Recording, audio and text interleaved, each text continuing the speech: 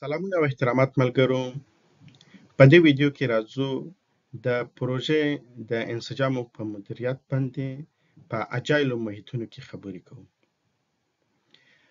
اجایل محیط څه ته وایي؟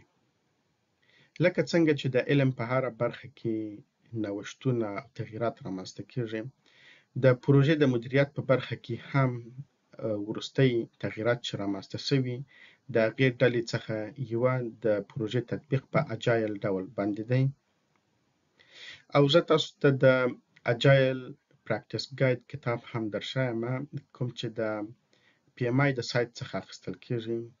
او د دې یادونه ضروري ده د هغو کسانو لپاره چې غواړي د PMP امتحان ورکړي، نو د اجایل کتاب مطالعه ضروري ده، ځکه چې د 180 پوښتنو له جملې څخه تقریبا 40% پوښتنې د اجایل تدبیرونو څخه خامخا راځي.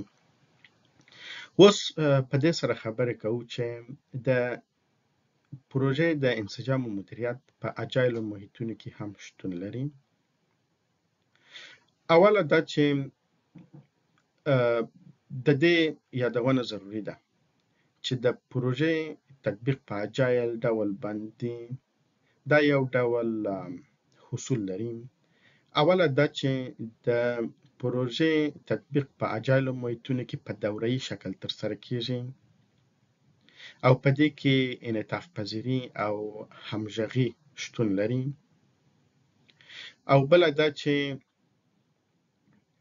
د پروژې په تطبیق کې په اجایل بڼه باندې سپرنټ یا د ځغاستې دورې شتون لري، که چیرې په لفظي ډول یې معنا کوو. اما سپرنټ د پروژې په مدیریت کې هغه دورې ته وایي چیرې چې د پروژې یوه برخه په دغه مشخصه دوره کې تر تطبیق لاندې نیول کیږي. او د کله چې یو پروژه په اجایل ډول باندې تر تطبیق لاندې نیول کیږي، نو د هرې سپرنټ یا دورې لپاره پلان جوړیږي او دغه پلان معمولا د 2 نه تر 4 هفتو پورې وي. او همدارنګه په اجایلو محیطونو کې روزمره ولاړ مجلسونه شتون لري. او په دغو سټاند اپ میټینګز یا ولاړو مجلسونو کې هغه کارونه تر بحث لاندې نیول کیږي کوم چې ترسره شوي، او هغه ستونزې چې د پروژې په وړاندې شتون لري تر بحث لاندې نیول کیږي، او دا چې راتلونکي قدمونه د پروژې د کارونو په اړه څه وي تر بحث لاندې نیول کیږي. او بیا د هرې دورې په پای کې یوه بیا کتنه ترسره کیږي. او په دې کې د پروژې د پرمختګ او همدارنګه د نظریاتو ټولونه ترسره کیږي.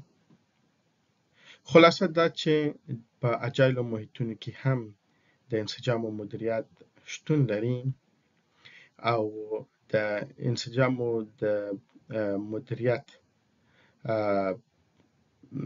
عمده وظیفه د پروژې په کارونو کې د همغږۍ راوستل دي، ترڅو پروژه خپل ټاکلي هدف ته ورسیږي.